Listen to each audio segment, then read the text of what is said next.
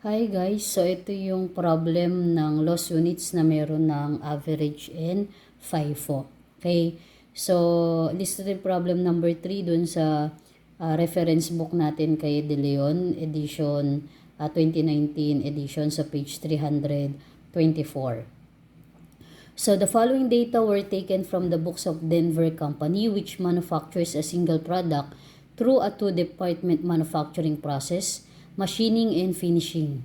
So in the production process, materials are added to the product at the beginning in both departments. Okay? So yung materials i-add at the beginning of the process, machining and finishing. So but may mga problems na pwedeng yung isang department sa beginning nag-add and yung second department ay at the end ng process nag-add ng materials. So but dito, pareho silang beginning ng process naglagay ng materials. The normal spoilage occurs in the finishing department. Okay? And the spoiled units are not detected until units are completed and inspected. Okay? So, yung normal spoilage daw, kanino lang, doon kay finishing lang, meron si finishing na loss units daw, normal yon. So, kailan daw na-detect? Sabi dyan, spoiled units are not detected until units are completed and inspected. So, hindi directly sinabi kung beginning, ending, or during. But sabi dyan, na-discover until units are completed and inspected. So, ibig sabihin, at the end of the process, na-discover yung loss units. Okay, so sabi kasi until units are completed and inspected. Okay, so completed na, so ibig sabihin, end ng process na na-discover yung loss units. Okay, so sa machining, wala pang loss units dyan. Tingnan nyo, beginning, 0. So, yung transferred in, wala kasi syempre first department siya. Started in production, 80,000 units. Transferred out, 60,000. And ending inventory, 20,000. So, started ay 80,000. Yung completed ay 60,000. Yung transferred out. So, yung ending ay 20,000. So, ibig sabihin 80,000 yung total units to account for and total units accounted for. So, kaya walang loss units. Ending inventory, 25% yung stage of completion. So, spoiled, wala. Kasi diba sakto na 80,000. So, beginning inventory cost, since wala siyang beginning inventory, so wala ding cost yung beginning inventory niya. Then, yung current cost, 320,000 for direct materials. Conversion cost of 130,000. Okay? So, pagdating naman kay finishing department, ang beginning inventory niya ay 20,000. Then, ang stage of completion niya ay 50%. So, ang transferred in niya ay 60,000 kasi 'di ba yung transferred out ni Department 1 ni machining ay 60,000. So, ang transferred in kay finishing 60,000 kasi galing din kay machining 'yon. Okay? So, ang kanyang started in production 0 kasi meron siyang transferred in, 'di ba? So, ang transferred out ay 60,000, okay? Then, ending inventory niya ay 18,000. Okay? So, pag tinignan ninyo, ilan yung beginning niya, 20. Tapos yung transferred in niya ay 60. So, total units to account for ay 80. But pag tinignan ninyo, yung transferred out completed niya is 60. Then, yung ending niya ay 18. So, 78. So, kulang ng 2,000. Yung 2,000 yun yung spoiled loss units. So, 2,000. So, ending inventory 70% completed. Then, given yung beginning inventory cost niya, so 28,000, 27,500, and 118,000. Yung prior department cost, yun yung cost from preceding department. Then, yung current cost, 90,000, 193,800 yung conversion cost. So, ang requirements, prepare cost of production report for April 2019 using FIFO method, and yung pangalawa ay average method. Okay? So, gagawan natin sila ng cost of production pag FIFO siya or kaya average method. Okay, yung pangalawa average method. So, ito yung gagawa natin. So, merong loss units. Yung machining department wala pa. Parang i-apply mo lang yung na-discuss natin na average and FIFO. Pagdating doon sa finishing na, meron ng loss units. So, pagko-combine na natin yung rules natin doon sa average and FIFO and doon sa loss units. Kailan na-discover yung loss units? End ng process. Okay? So, kapag average method naman yung gagawin natin, ito yung first department kay machining department. So, total units to account for, work in process beginning and units started. So, 0 ang beginning pa. So, units started daw 80,000. So, total units to account for 80,000. While total units accounted for, so completed and transferred in work in process ending. So, 60,000 and 20,000. So, kaya ang total units accounted for ay 80,000. So, mas maigsi si average method kasi ang completed and transferred niya na dito, nakatotal lang na 60,000. Unlike kapag FIFO, 'di ba, naka-breakdown si completed and transferred sa work in process beginning and sa started and completed or receive and completed. So kaya pagdating sa computation ng EUP, so nadadagdagan yung computation natin dun sa EUP. So dito, ang lalagyan lang natin or kukumpitan lang natin ng EUP is yung completed and transferred and work in process ending. So si completed and transferred, huwag niyong kakalimutan, always 100%. While si work in process ending daw, ay 25% complete as to conversion. And yung materials niya naman, kailan daw nag-add ng materials? Materials are added to the product at the beginning of the process. So, ibig sabihin, 100% completed si work in process ending sa materials and sa conversion ay 25% complete. So, lagay ko lang muna saglit. So, yung EUP ng materials ay 60,000, completed and transferred, and work in process ending 20,000. So, total niya ay 80,000. So, EUP ng materials ay 80,000. While conversion, 65,000. So, 60,000 completed and transferred, 100%, and 25% of work in process ending ay 5,000. So, kaya total, 65,000. Okay? So, after natin mo-compute yung EUP, so, doon naman tayo sa total cost to account for. So, since first department siya, so, ang ano lang natin ay cost added. So, ang naman lang niya materials and conversion cost. So, wala pang cost from preceding department. So, pag average method, ito lang. So, ang cost, total cost na kukuhanin natin ay manggagaling kay current cost, yung cost niya ngayon, plus yung work in process beginning cost. Okay, so dyan sila nagkaiba ni FIFO kasi pag FIFO, ang work in process beginning cost ay nakatotal. Hindi siya kasama sa pag-compute ng unit cost.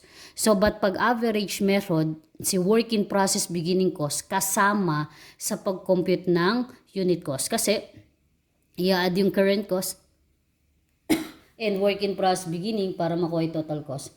Then i-divide yung EUP ng materials and conversion para makuha yung unit cost. Okay, so kuhanin muna natin yung current cost ng materials and conversion cost and yung cost ni work in process beginning as to materials and conversion para makuha natin yung total cost. So, ang current cost ng materials natin ay 320 and yung conversion cost naman ay 130,000. But ang work in process beginning natin dito ay 0. Bakit? Kasi wala pa tayong work in process beginning dito sa department na to. So kaya nilagay ko pa rin yung 0 dyan para hindi nyo makalimutan na pag average method ay ia-add ang cost ni work in process beginning kay current cost. So ang total cost pa rin 320 and 130,000. So ang total cost to account for natin ay 450,000. So, walang work in process beginning kasi, walang work in process beginning cost kasi wala pa namang work in process beginning. But pagdating ng second department, meron na silang work in process beginning. So, kaya magkakaroon na din tong cost niya. Okay, pagdating sa second department. So, para makuha yung unit cost, total cost natin, 320 divided by EUP ng materials and ng conversion. So, di ba, ang EUP ng materials natin ay 80,000, kaya ito divided by 80,000. While yung EUP ng conversion ay 65,000, kaya divided by 65,000 para makuha naman yung unit cost. Okay, so kuhanin natin yung unit cost nila. So yung EUP ng materials ay 4 pesos, 320 divided by 80 equals 4 pesos. And yung conversion naman, 130 divided by 65 equals 2 pesos. So, total unit cost ay 6 pesos. Okay. Okay? So, yan yung total cost to account for. So, yung susunod naman ay total cost accounted for. So, pagdating sa total cost accounted for sa average method, ang laman lang niya, completed and transferred and work in process ending. So, si completed and transferred, ito yung units ni completed times yung total unit cost. Okay, so ang units ni completed ay 60,000 as to materials and conversion. So, kaya 60,000 times 4, 60,000 times 2, or 60,000 times 6. So, ito yon. So, 60,000 times 6 equals 360,000. So, ito yung cost ni completed and transferred. So, pagdating naman dito sa work in process ending, so, ang materials na nakuha niya ay 20,000. So, times 4. And yung conversion ay 5,000 times 2. Kaya, ang cost ni work in process ending ay 20,000 times 4 yung materials and 5,000 times 2 ang conversion, kaya 80,000 plus 10,000. So, ang cost ni work in process ending ay 90,000. So, pag inad natin silang dalawa, 360 plus 90,000 equals 450,000. So, yan yung cost natin, total cost accounted for. So, equal sila dito sa total cost to account for. So, kaya mas mabilis, mas madali si average method.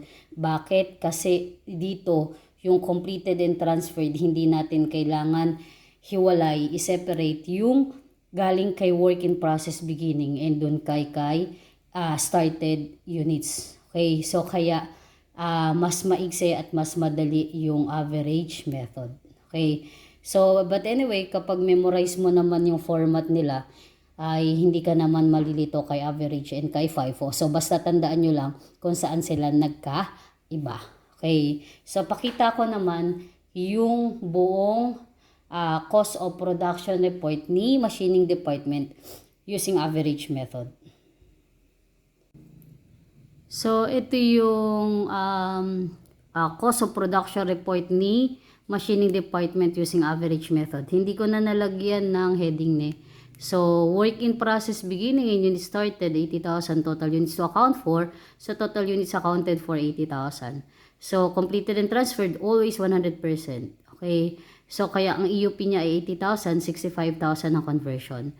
So, pagdating dito sa total cost to account for, ang tatandaan, pag average method, kasama si work in process beginning sa pag-compute ng total cost. Kasi pag FIFO, nakaseparate si work in process beginning at hindi kasama sa pag-compute ng unit cost. But dito, pag average, kasama siya sa pag-compute ng unit cost. Nagkataon dito lang na 0 yung work in process beginning natin kasi wala pa naman tayong work in process beginning. Okay, so after nun, pag kinuha yung total cost to account for, si completed and transferred, so yung units niya 60,000 times yung total unit cost na 6 pesos. While yung work in process ending natin, so cost added kung ilan lang yung materials na nakuha niya and yung conversion niya, times lang yung unit cost ng materials and ng conversion. So i-add sila, yun yung total cost accounted for. Okay, so lagay ko lang, nakalimutan ko lagyan ng total cost accounted for dito sa baba. So, yan yung total cost accounted for. So, yung total cost to account for ay dapat ay equal sila. So, 450,000, 450,000. Okay. So, yung sunod naman, yung second department, yung finishing department. Ito yung meron ng loss units. Okay. So, second department. So, pagdating naman sa second department, yung finishing department, so meron ng work in process beginning na 20,000. So, itong units received natin ay 60,000. Ayan yung completed and transferred nung last department. Galing kay machining department. So, total units to account for ay 80,000. And out of 80,000, si completed and transferred daw ay 60,000. So, katulad ulit nung kanina, kapag average method, completed and transferred lang, hindi na natin in-account kung kanino nang galing ang 60,000, kung kay beginning ba ay or kay units received. Okay? Then, work in process ending daw is 18,000. So, ibig sabihin, meron daw lost units na normal 2,000. So, total units accounted for 80,000. So, 80,000. Kailangan nakalimutan kong lagyan ng double rule. Lagyan ko muna ng double rule. Okay, so 80,000 total units to account for and total units accounted for 80,000. Okay, so pag tinignan ninyo ngayon, meron na tayong lost units dyan na 2,000. Kailan daw na-discover yung lost units? At the end of the process. Kasi sabi, small units are not detected until units are completed and inspected. So, ibig sabihin na-discover at the end of the process. Okay, so pagdating dito, sa computation ng materials and ng conversion cost ng EUP, so completed and transferred always 100%. While work in process ending, ang sabi dyan, 70% completed daw, 70% completed as to conversion, and yung materials, kailan nag-add ng materials at the beginning of the process, kaya 100% dyan yung materials. While yung lost units, ano sabi natin, kailan na-discover? At the end of the process. Kung at the end of the process yan, so ibig sabihin, anong nakalagay doon, assign work doon sa rules natin, no need to adjust the unit cost from preceding, and sino ang mag-absorb ng lost unit? Si completed lang. Okay? So si completed lang. So ibig sabihin ilan to? Assign work done. So kailan daw ba na-discover? So di ba yun yung conversion natin kung ilang percent yung naabot niya sa process, since and siya na-discover, so ibig sabihin 100% siya as to conversion. Ganon din sa materials, nakakuha din siya ng 100%. Okay, so lagay muna natin yung EUP nung work in process ending in lost units normal. So ito yung EUP ng materials. So 100% ang completed and transferred, 100% ang work in process ending, and 100% yung lost units natin na normal, kaya 80,000. While yung conversion, 60,000 kay completed, work in process ending is 70% completed, kaya 12,600. 18,000 times 70%, and yung lost units natin na normal, 2,000 kasi 100% siya na-discover at the end of the process. So ang EUP niya ng conversion ay 74,600. Okay. So after nyan, compute naman natin yung total cost to account for. Okay. So pinagsama lang natin yung rules ng average and nung loss units natin. So kaya dapat memorize nyo kung ano yung format natin pag average method and yung rules natin sa loss units. So, dito sa total cost to account for, huwag kakalimutan, second department na yan, kaya mayroon ng cost from preceding department. And, etong current cost dyan na 360,000, saan mo kukuhanin yan? Yan yung cost ni completed and transferred nung last department. Okay? So, 360,000. Kasi, di ba yun yung 60 units natin na na-receive natin ngayon, ang bit-bit na cost niya ay 360,000. Okay? So, kaya ito galing to kay first department. Okay, kay machining department. So, i-add lang natin yung work in process beginning cost from preceding department para makuha yung total cost. So, ganun din sa materials and conversion. Yung current cost ngayon, tsaka yung work in process beginning cost. Ito, given naman yung work in process beginning cost. Okay, so lagay muna natin sila. So, yung current cost ng cost from preceding 360,000, tapos yung cost added natin ngayon na materials 90,000, and conversion cost of 193,800, plus natin yung cost ni work in process beginning. Okay, so 118,000 from preceding department, and yung materials ay 28,000, and conversion cost ay 27,500. So kaya ang total cost natin from preceding department ay 478,000, then ang materials 118,000, and yung conversion cost ay 221,300. So total cost to account for ay 817,300.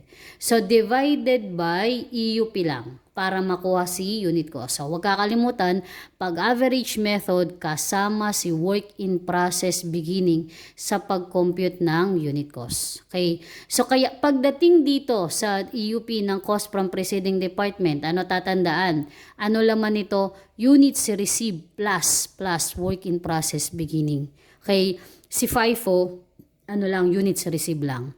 Kasi, di ba si work in process beginning cost sa FIFO, nakaseparate yung cost niya. Hindi naman natin ina-add dun sa cost ng preceding department or yung current cost ng preceding department. Kaya, ang EUP pagdating sa average ay units received plus work in process beginning. Kaya lang, so tingnan mo, since itong problem natin ay may loss units, so tingnan mo kung ano yung rules natin pagdating sa loss units. So dito, na-discover at the end of the process, ano sabi natin? Assign work done, yung pangalawa, no need to adjust the unit cost from preceding department. So kaya ang EUP dito ay manggagaling kay units received na 60,000 and 20,000 lang. Kaya divided by 80,000 to.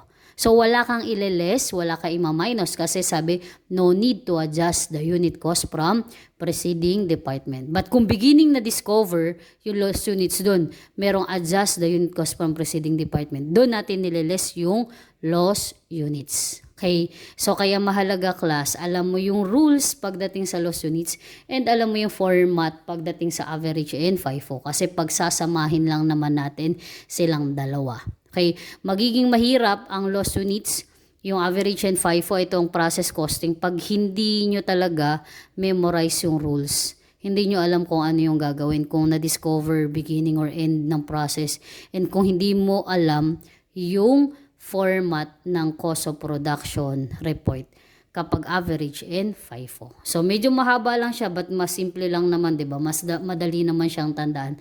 So magiging mahirap lang 'yan pag hindi nyo minemorize. Okay? So lagay ko lang dito yung EUP nila para makuha na natin yung unit cost.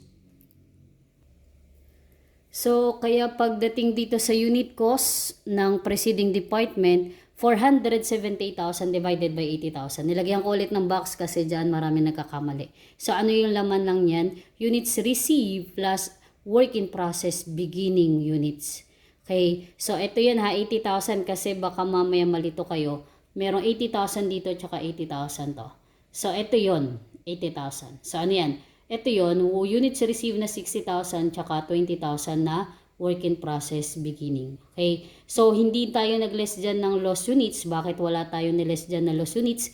Kasi na-discover ang loss units at the end of the process. So, no need to adjust the unit cost from preceding department. So, 5.975. While yung materials, 118,000 divided by 80,000, ito yung EUP ng materials.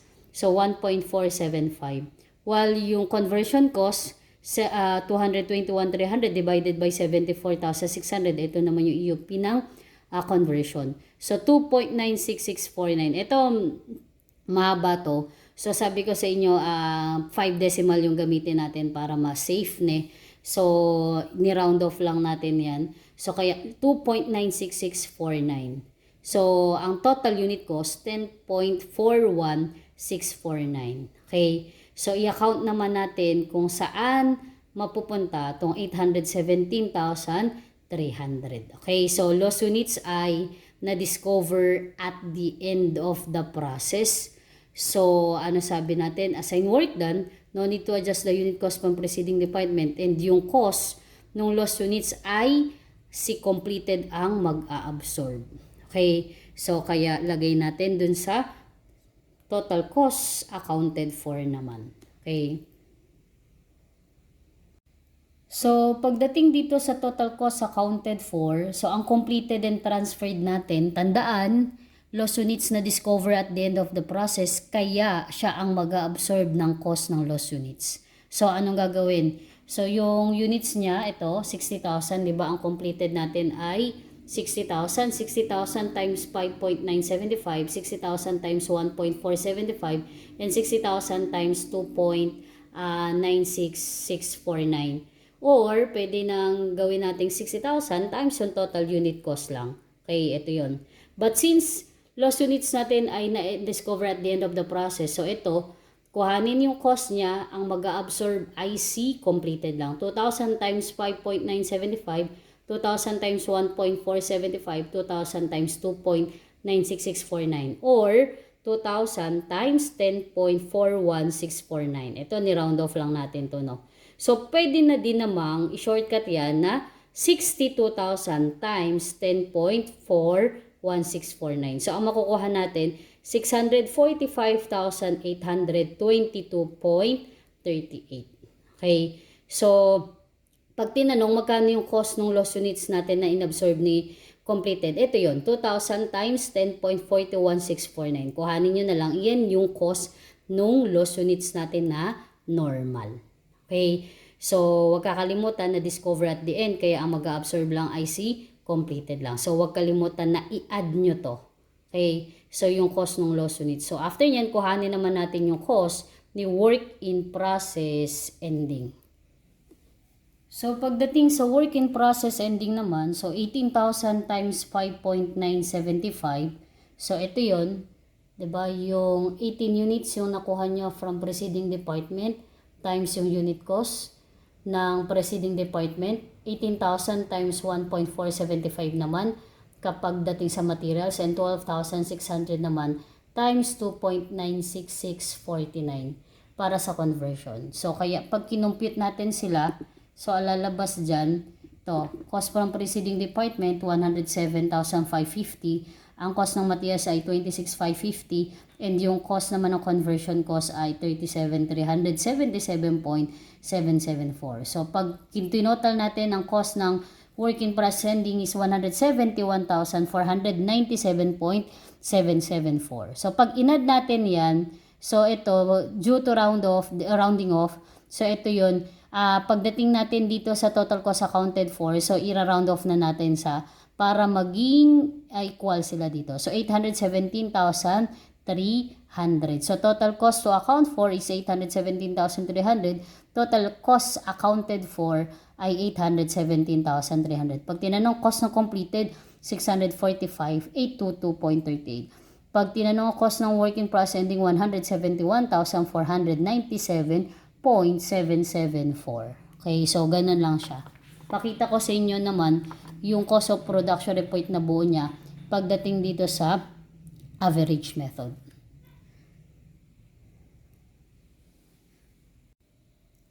So, ito yung cost of production report ng average method, second department, finishing department na discover at the end of the process yung lost units. So, ito yun.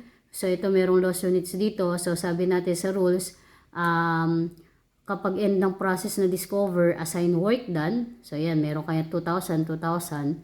So, ang sumunod ay no need to adjust the unit cost from preceding department. Kaya ito 80,000, alam mo na yan ay units received and work in process beginning. So, wala kang niles dyan kasi end na discover. Pero kung beginning na discover yan, liles natin yung lost units.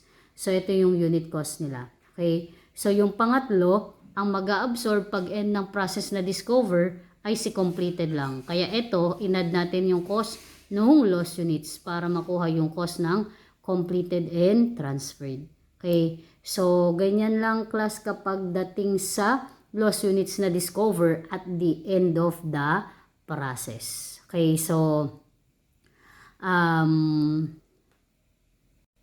kapag tiningnan nyo nga pala yung cost of production report ni average and FIFO, pagdating sa first department, the same lang sila ng lalabas ng EUP, labas ng cost of completed and transferred, and cost of work in process ending. Bakit? Kasi wala pang work in process beginning. But dito, since may work in process beginning na, hindi na sila pareho dyan. Okay? So, kasi sabi natin, diba, saan lang sila nagkaiba? Pag meron ng work in process beginning. Okay? So, pagdating sa entries naman, ito, hindi ko yata na-discuss yung entries dun sa FIFO. So, ito yung sa average method.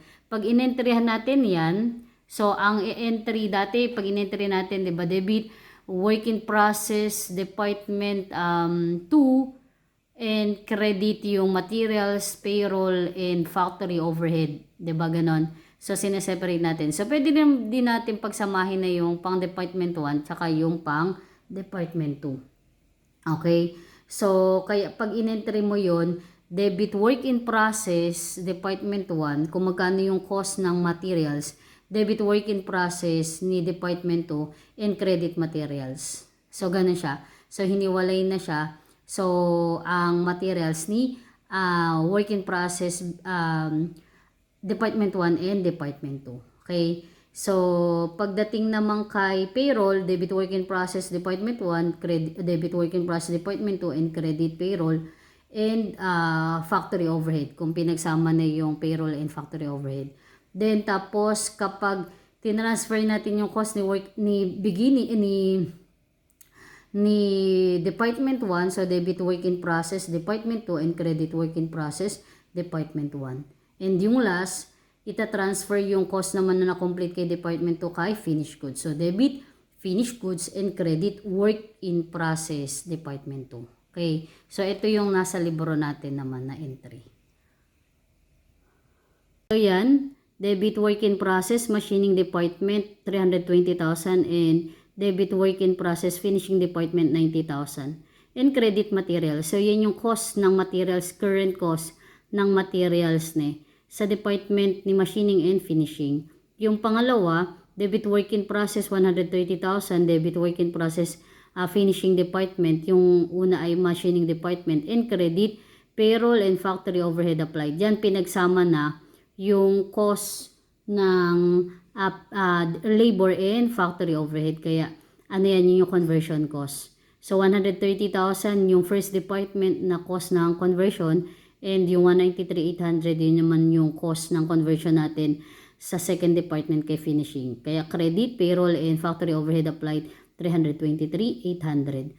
Tapos yung pangatlo, debit work in process, finishing department, and credit work in process, machining department. Yan naman yung tinransfer ni machining department kay department 2, kay finishing department. Yan yung completed niya. So, tinanggal niya sa work in process niya.